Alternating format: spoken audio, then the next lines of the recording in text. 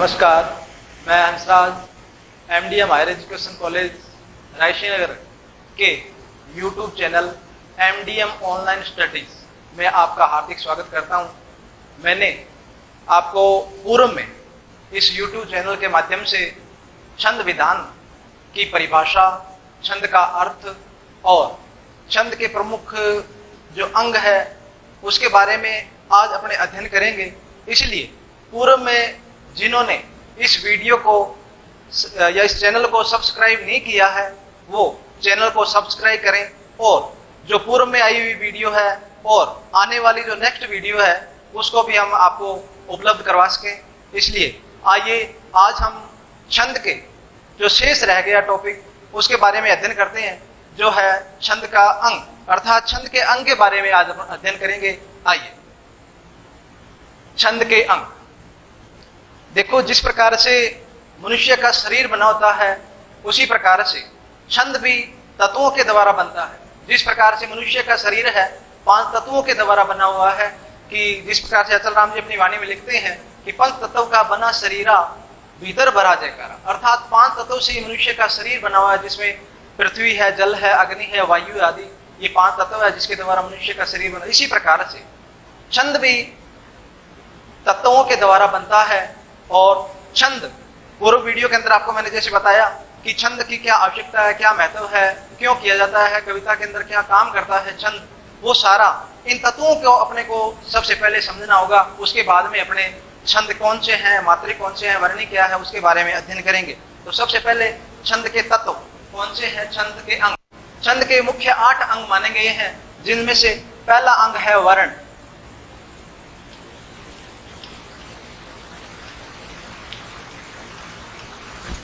वर्ण किसे कहते हैं? अर्थात वर्ण या स्वर ऐसी ध्वनियां जिनके खंड नहीं किए जा सकते हैं, जिनके टुकड़े नहीं किए जा सकते हैं, उन्हें वर्ण कहते हैं। वर्ण हिंदी के अंतर्गत मात्रा के आधार पर 2 प्रकार के वर्ण बढ़ते हैं, एक है स्वर, एक होता है व्यंजन। तो वर्ण ऐसी ध्वनियां जिनके खंड नहीं किए जा सकते, ऐसी ध्वनियां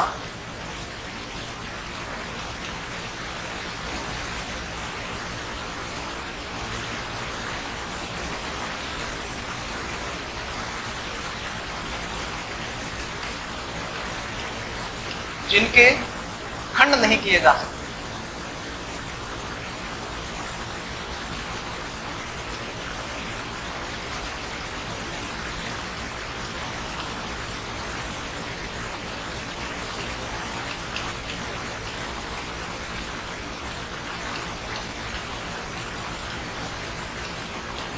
सकते हैं उसे वर्ण कहते हैं। वर्ण 2 प्रकार के होते हैं, एक होता है हर्ष और दूसरा होता है दीर्घ। हर्ष,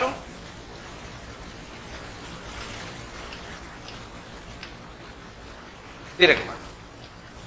छंद के अंतर्गत जो हर्ष स्वर होते हैं उसे लघु कहा जाता है। हर्ष को लघु छंद के अंतर्गत, और दीर्घ को छंद में गुरु कहा जाता है।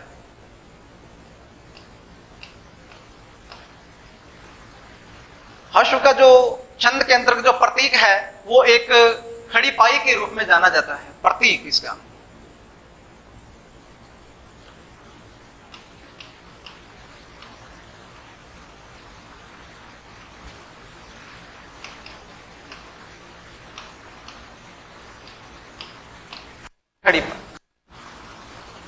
जो हर्ष है उसका प्रतीक लघु, लघु के जो संकेत है वो एक खड़ी पाई के रूप में पहचाना जाता है। और गुरु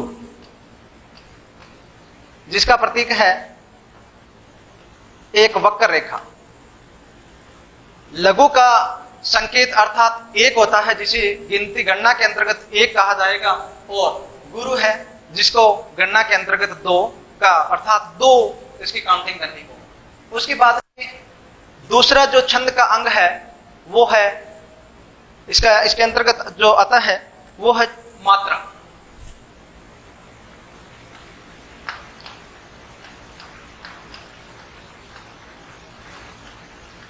सबसे पहले अपने मात्रा कहते किसे हैं, क्या परिभाषा होती है, किसके आधार पे बड़ी मात्रा और छोटी मात्रा लगाई जाती है। अर्थात ध्वनि के शुद्ध उच्चारण में जो समय लगता है उसे मात्रा कहा जाता है। जिसमें मात्रा अर्थात जिसमें समय अधिक लगता है बोलते दौरान, उसमें मात्रा बड़ी लगाई जाती है। जिसमें समय कम लगता है इसमें मात्रा छोटी लगाई जाती है। इसलिए ध्वनि के शुद्ध उच्चारण में जो समय लगे उसे ही मात्रा कहते हैं। जिसमें समय ज्यादा लगता है उसमें बड़ी मात्रा, जिसमें कम समय लगता है उसमें छोटी मात्रा है। इसलिए मात्रा की भी गणना छंद के अंतर्गत की जाती है। तीसरा जो इसके अंतर्गत लघु कौन कौन से स्वर होते हैं और गुरु कौन से स्वर होते हैं। लघु स्वर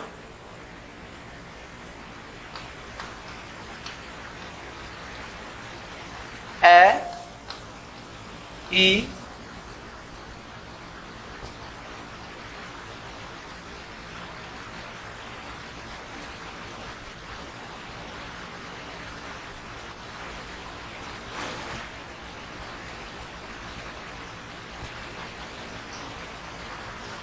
ए, ई, ओ, री और चंद्रबिंदु। हिंदी में 4 मूल स्वर होते हैं, ए, ई, उ और री। इन्हीं के द्वारा, इनके मिलने से, इनके योग होने से दीर्घ स्वर बनते हैं। अर्थात बड़े जो स्वर हैं ये लघु हैं और गुरु वर्ण।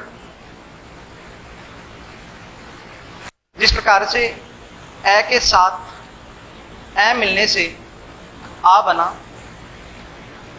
आ, इसी प्रकार से ई के साथ ई होने से बड़ी ई बनती है।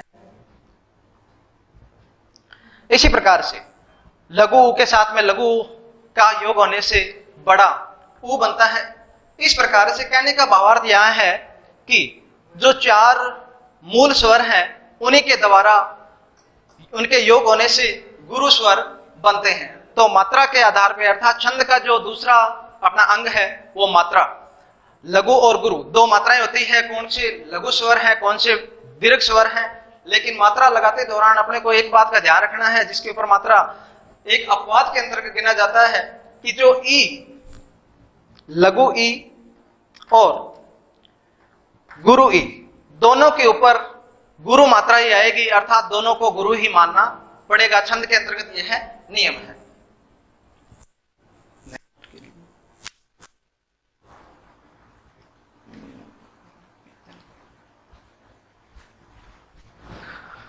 तीसरा जो अपना छंद अंग है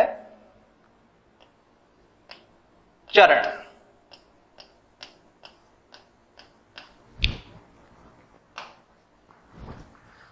चरण 1/4 भाग को चरण कहा जाता है। छंद के अंतर्गत 4 चरण होते हैं। तीसरा छंद का जो अंग है वो है चरण।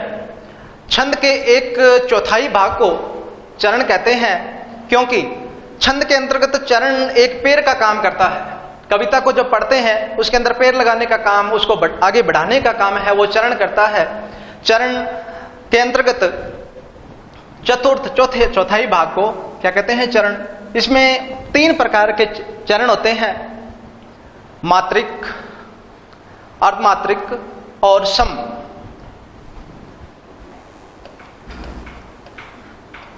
सम, विषम,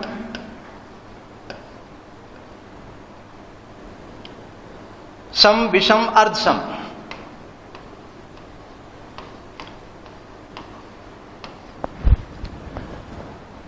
चरण के अंतर्गत सम, जिसके अंतर्गत चारों चरण समान होते हैं उसे समचरण कहते हैं। और जिसके अंतर्गत विषम अर्थात जिसमें किसी प्रकार की कोई समानता नहीं होती है उसमें उसे विषम चरण कहते हैं। अर्धसम अर्थात आधा छंद के अंतर्गत चार, जैसे सम और विषम, दो दो चरण जिसके अंतर्गत समान होते हैं उसे अर्ध सम अर्ध का मतलब होता है आधा, अर्थात आधा समान हो उसे अर्ध सम के अंतर्गत कहा जाता है। तो चरण के अंतर्गत अर्थात एक चौथाई भाग को चरण कहते हैं। तो यह छंद का तीसरा अंग था। चौथा जो अंग है वो है लय। लय,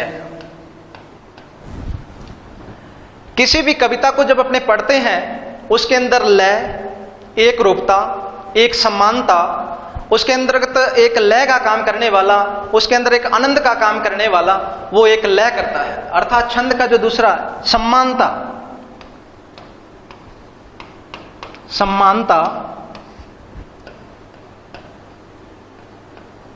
एक रूपता, ये छंद के अंतर्गत लय का, उसके अंतर्गत एक आनंद का काम, अर्थात जिस कविता के अंदर अगर लय होगी तो उसके अंदर आनंद आएगा। कोई भी कविता है अगर उसके अंदर आनंद नहीं हो, पढ़ते दौरान आनंद किसी अनुभूति न हो, उसके पढ़ते दौरान पढ़ने वाले पाठक को आनंद न आए, सुनने वाले श्रोता को उसका मतलब आनंद न हो, तो वो कविता है एक अच्छी कविता के अंतर्गत नहीं गिनी जाती है। इसलिए कविता के अंदर लय का होना बहुत ही आवश्यक है। वो एक रूपता का काम करेगा, उसके अंदर एक समानता का काम करेगा। इसलिए लय है छंद का ही एक अंग है। पांचवा जो अंग है, पांचवा अंग के अंतर्गत यति आती है।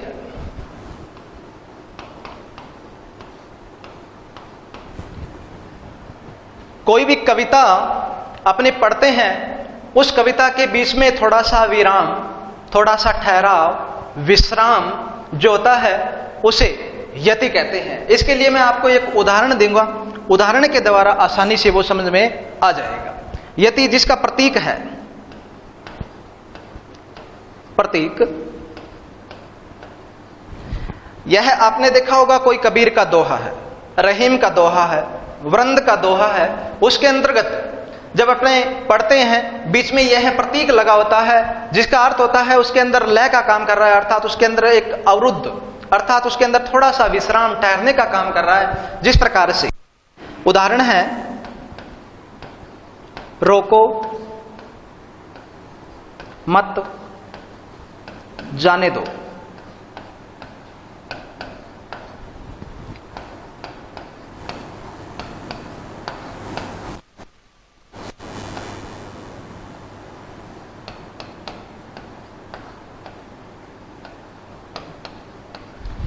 इस उदाहरण के द्वारा आपको आसानी से यति जो छंद का अंग है वो समझ में आ जाएगा। जिस प्रकार से पहला उदाहरण है, रोको मत जाने दो, इसमें किसी प्रकार का कोई अवरुद्ध नहीं है, इसमें किसी प्रकार का कोई रुकावट नहीं है, अर्थात इसमें यति का कोई प्रयोग नहीं किया गया है। दूसरा है रोको मत, यहां एक यति का प्रयोग किया गया है, ठहराव का प्रयोग किया है। इसमें दिया है रोको मत जाने दो, अर्थात थोड़ा सा विराम, थोड़ा सा ठहराव, विश्राम। यह आपको कबीर या वृंद इनका दोहे जब पढ़ते हैं उसके बीच में यह प्रतीक आपको लगा हुआ मिलेगा। तो इसलिए जो पांचवा जो छंद का अंग है वो है यति, अर्थात थोड़ा सा विराम, रुकाम, ठहराव। छठा जो अंग है वो गति का काम करता है।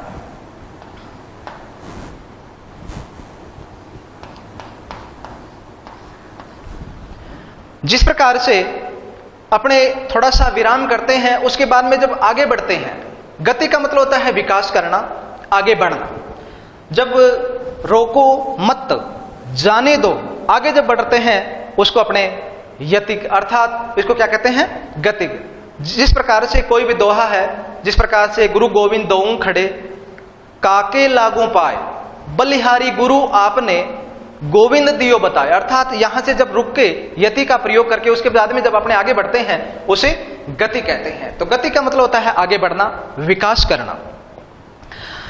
स्वरों में आने वाले आरोह और अवरोह को गति कहते हैं। उतार और चढ़ाव जो होता है, जिस प्रकार से कोई गायन अपने सुनते हैं, कोई गजल सुनते हैं, एक बार गायन करने वाला उसको बढ़ा देता है, उसके बाद में उसको वापिस नीचे ढल जाता है, अर्थात आरोह और अवरोह का जो काम करता है वो कौन करता है? गति करता है। आरोह है और अवरोह है। आरोह, अवरोह है, अर्थात उतार चढ़ाव का काम करने वाला वो कौन है? गति है। गति के द्वारा उतार और चढ़ाव होता है।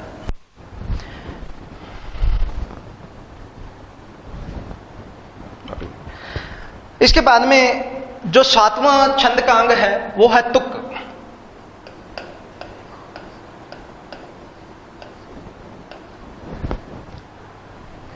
छंद के अंतर्गत, छंद के अंगों के अंतर्गत तुक, तुक को छंद का प्राण कहा जाता है। जिस प्रकार से मनुष्य में प्राण नहीं हो, उसके अंदर प्राण वायु न मिले तो बेकार है, इसी प्रकार से कविता के अंदर सजीवता का काम करने वाला, कविता में सजीवता,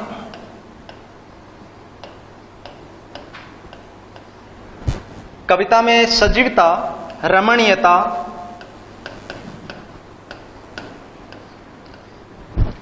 कविता में सजीवता का काम करने वाला है वो कौन है? इसके अंतर्गत तुक है, अर्थात कविता को निर्जीव नहीं होने देता, उसको जीवित रखता है, प्राण का काम करता है, उसको मृत नहीं होने देता है। इसलिए पढ़ने वाला पाठक है उसको मन लगाकर तो इस प्रकार से सजीवता का काम, सजीव और रमणीयता अर्थात आनंद का काम कौन करता है? तुक कहता है। इसलिए छंद को, तुक को छंद का क्या कहता है? प्राण कहा जाता है। तुक छंद का प्राण है। 8वां जो अंग है वो है गण।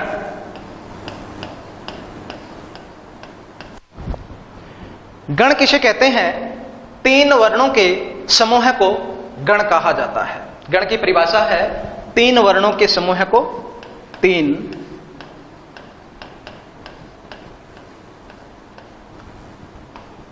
वर्णों के समूह को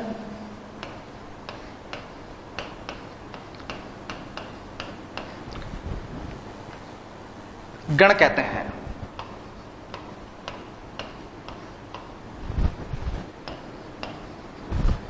अर्थात 3 वर्णों का जो समूह बनेगा उसे गण का मतलब स्वाभाविक बात है, गणना करना, गिनती करना। किस प्रकार? जिस प्रकार कहते हैं आयु वे व्यक्ति गण, आयु वे अतिथि गण, अर्थात एक समूह का काम करने वाला है वो कौन है? गण है। गण के लिए सूत्र दिया गया है, गण का सूत्र।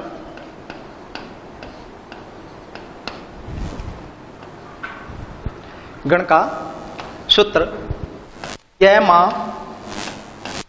ता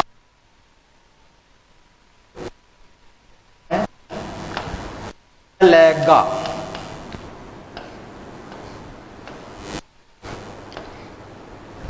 यह का सूत्र है, इसको अच्छी तरह से रटना है। इसके द्वारा ही अपने गण के नाम, गणों की मात्रा और कौन से उसके प्रतीक होते हैं उसके बारे में अपने देखेंगे। इसके लिए अपने को सारणी है, सारणी के द्वारा समझा जा सकता है। तो गण की सारणी है पहले क्रम संख्या, क्योंकि गणों की संख्या वो 8 मानी गई है, जिसके लिए आपको सूत्र में दोबारा से यहां सारणी के अंदर लिख देता हूं। य मा ता राज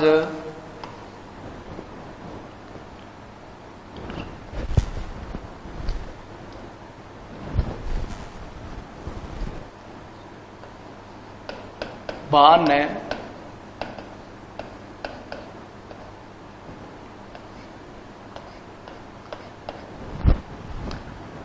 अर्थात इस सूत्र के द्वारा गण है वो 8 बनते हैं, जिनके नाम पहला यह है, यह के द्वारा यज्ञण, मैं के द्वारा मगण, तय के द्वारा तगण, रह के द्वारा रगण। इसके प्रकार आगे अपने बढ़ेंगे।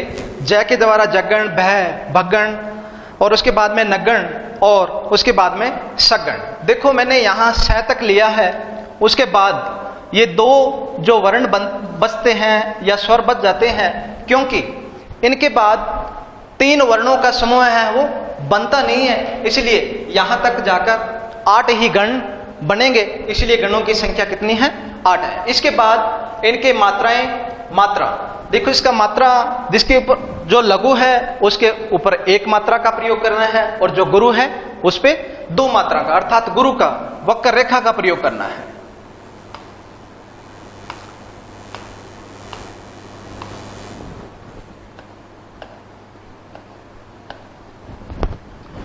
इसी प्रकार से देखो, जिस प्रकार से यज्ञ लिखा जिसका प्रतीक गुरु लघु लघु, इसके अंतर्गत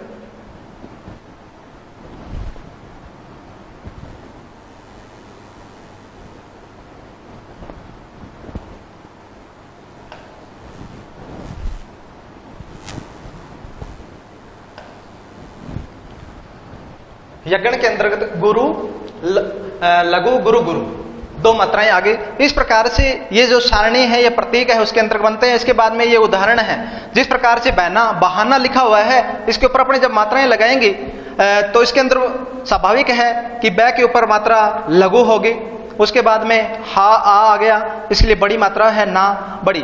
तो इस प्रकार से जो जितने ये शब्द हैं उनके ऊपर यही मात्राएं बनती है और इसके द्वारा ये इस प्रकार से सगण के अंतर्गत ये मात्राएं। तो इस प्रकार से अपने जो गण की जो सारणी है उसके द्वारा, गण के सूत्र के द्वारा अपने इन मात्राओं को समझ सकते हैं, मात्राओं को लगा सकते हैं। इसके बाद में अपने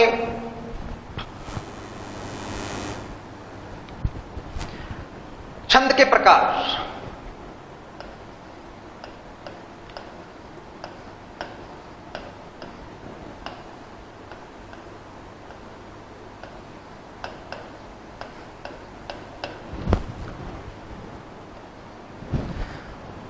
छंद 3 प्रकार के होते हैं, मात्रिक, वर्णिक और मुक्तक। 3 प्रकार के आपने अब वो किताबों के अंदर ऐसी अशुद्धियां मिलेंगे जिसके अंदर 2 प्रकार के छंद दिखाए गए हैं, लेकिन छंद काव्य शास्त्र के अनुसार 3 प्रकार के बने गए हैं, मात्रिक, वर्णिक और मुक्तक, मात्राओं के आधार पर। तो इसलिए छंद के प्रकार के अंतर्गत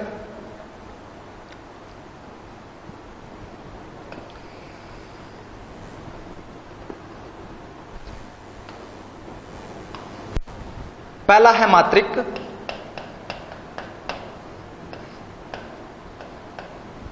वर्णिक और मुक्तक।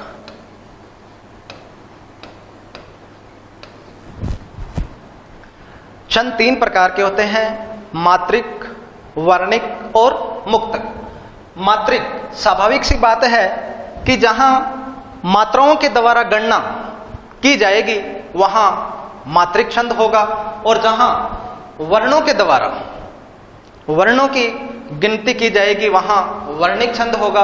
मुक्तक अर्थात स्वतंत्र रूप में है, जिसके अंदर मुक्त है, अर्थात जो काव्य मुक्त होकर लिखा हुआ है उसके अंदर मुक्त भाव है, उसके अंदर मात्राओं और वर्णों की कोई संख्या नहीं की जाती है। तो इसलिए इसके बाद में इसके उपभाग बनते हैं, जिसके अंतर्गत एक होगा, 3 भाग हैं इसके अंदर, सम, अर्धसम और विषम। सम, अर्धसम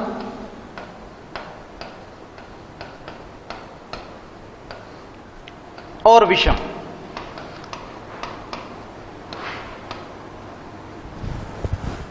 सम का साधारण अर्थ है समान हो, एक रूपता हो, जिसके अंदर किसी प्रकार की, यह मात्रिक सम मात्रिक छंद है, यह विषम मात्रिक सम है, यह अर्धसम छंद है। ये इसके अंतर्गत अपने को जब छंद अपने करेंगे तो उसके अंतर्गत इनकी आवश्यकता पड़ेगी। तो इसलिए सम अर्थात जो समान है, जिसके चारों चरण समान हो, वो सम मात्रिक के अंतर्गत आता है। और अर्धसम, जिसके 4 चरण होते हैं, जिसके अंदर 2 चरण समान हो, वो हो अर्धसम आधा है। विषम, जिसके अंदर अर्थात मात्राओं की गोई मुक्त होकर जो लिखा हुआ है वो विषम के अंतर्गत आता है। तो 3 प्रकार के छंद हैं, मात्रिक, वर्णिक, मुक्तक। सम अर्थात सम। इसके बाद में जो सम छंद है उसके 2 भाग बनते हैं, साधारण और दंडक।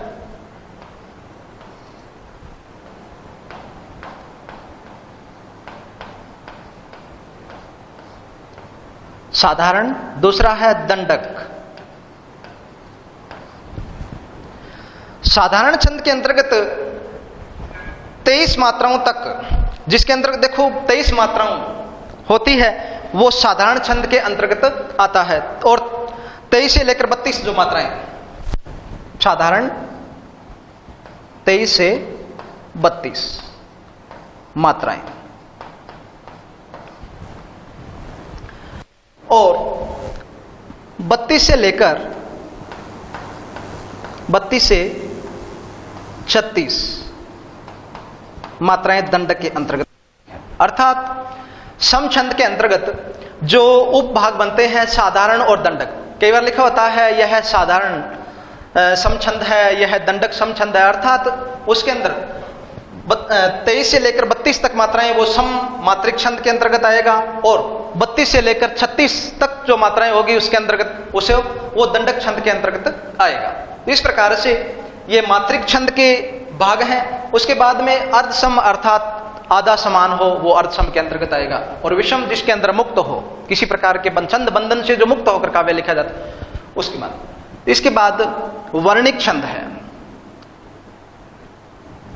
वर्णिक छंद के अंतर्गत सम और अर्धसम, सम वर्णिक छंद है, यह है विषम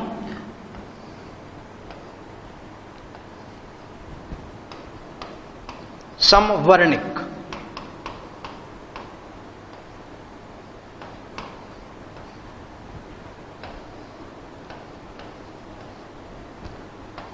अर्धसम,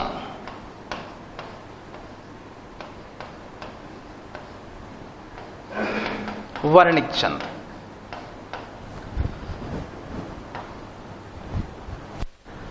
अर्थात मात्राओं में तो मात्राओं की गणना करनी है, और वर्णिक में वर्णों की गणना करनी है। अर्थात वर्ण, इसके अंतर्गत वर्ण गिने जाएंगे, तो कौन से सम छंद है, कौन से विषम है। जिस प्रकार से दोहा छंद है, मात्रिक छंद है, अर्धसम है, इसी प्रकार से है चौपाई है, वो भी मात्रिक छंद है। तो इस प्रकार से ये अपने सम छंद के अंतर्गत कौन से आएंगे, 26 वर्णों तक सम आएंगे, 26 वर्ण। देखो, मात्रिक में मात्राओं की गणना की जाएगी और वर्णिक में वर्णों की गणना की जाएगी। तो 26 वर्ण है वो सम के अंतर्गत है, और 26 से जो अधिक आएंगे वो विषम के अंतर्गत आएंगे। इसमें भी देखो साधारण है,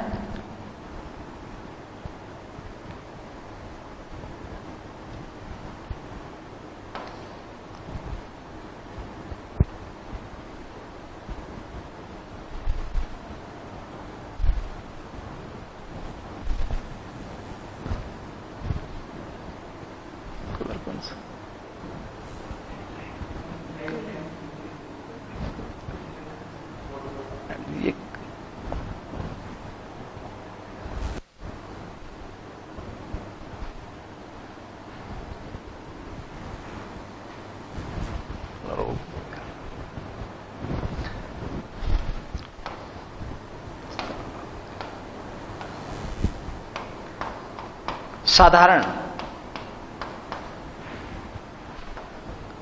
और दंडक।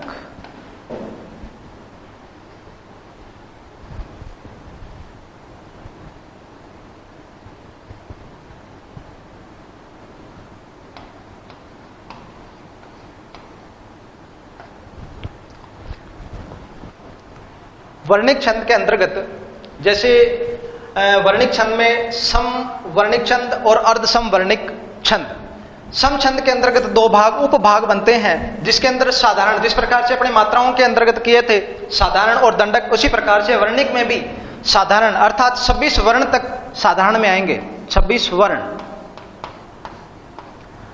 और 26 से अधिक, 26 से अधिक जो वर्ण है वो दंडक के अंतर्गत आएंगे, 26 से अधिक, ये दंडक छंद के अंतर्गत गिने जाएंगे। छंद के प्रकार के अंतर्गत आपको जिस प्रकार से बताया 3 प्रकार के छंद होते हैं, मात्रिक, वर्णिक और मुक्तक। मुक्तक छंद के अंतर्गत जो काव्य मुक्त होकर लिखा जाता है, जो स्वतंत्र होकर लिखा जाता है, छंद बंधन से जो नहीं बंधकर अर्थात स्वतंत्र होकर जो काव्य लिखा जाता है वो मुक्तक छंद के अंतर्गत आता है। नेक्स्ट चलते हैं। इसके बाद छंद का काव्य के अंदर क्या महत्व है, क्या उपयोग है, कविता में छंद क्या काम करता है, उसके बारे में आपको के अंदर बताएंगे। छंदों का उपयोग,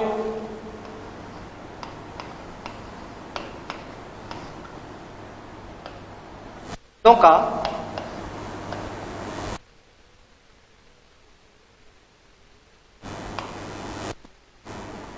या कविता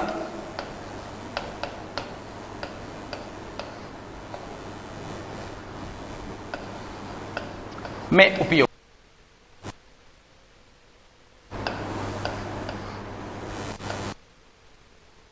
या महत्व। छंदों का काव्य में क्या उपयोग है, क्या महत्व है, क्या काम करता है। तो सबसे पहले जो प्रश्न है, छंद काव्य में एक रूपता लाता है, एक सम्मानता लाता है, एक भावों को बिखरने से रोकता है। आपने देखा होगा कोई भी जैसे चमनानंद बाबू है या कोई भी जैसे मान लो कथावाचक हुए हैं, वो पदों को बोलते जाते हैं और उसके बाद में उनकी व्याख्या करते जाते हैं। आप अचंभित होते होंगे कि ये इतने पदों को कैसे याद करते हैं। तो याद क्यों होता है? क्योंकि वो काव्य है, वो छंदबद्ध है।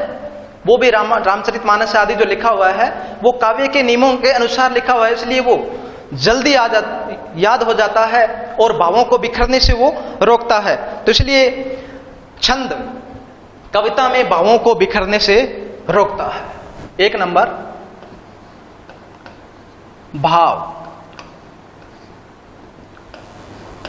भावों को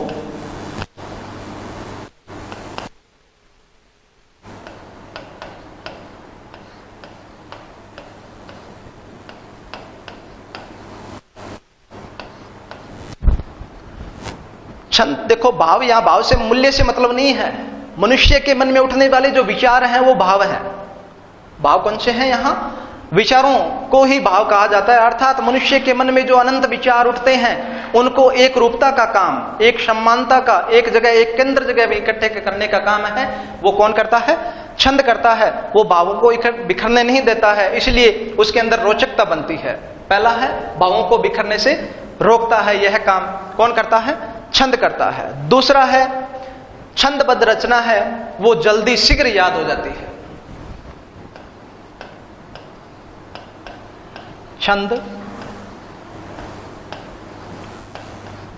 छंदबद्ध रचना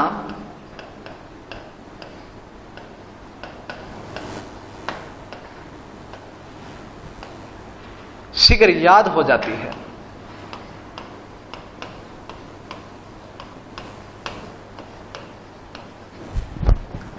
छंदबद्ध रचना शीघ्र याद हो जाती है। कैसे? जिस प्रकार से आपने देखा होगा काव्य के अंतर्गत जो विचार हैं, जो भाव हैं, वो एक बार कोई कबीर का दोहा याद कर लिया है, कोई रहीम का या वृंद का या कोई संस्कृत का दोहा आपने याद कर लिया है, वो दीर्घ काल तक याद रहता है। क्यों? क्योंकि वो छंदबद्ध है।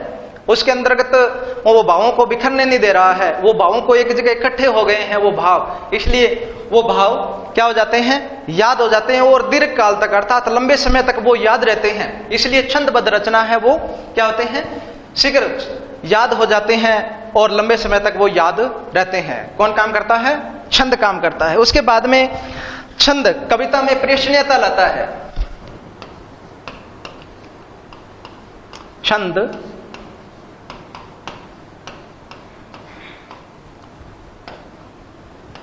कविता में प्रेषणीयता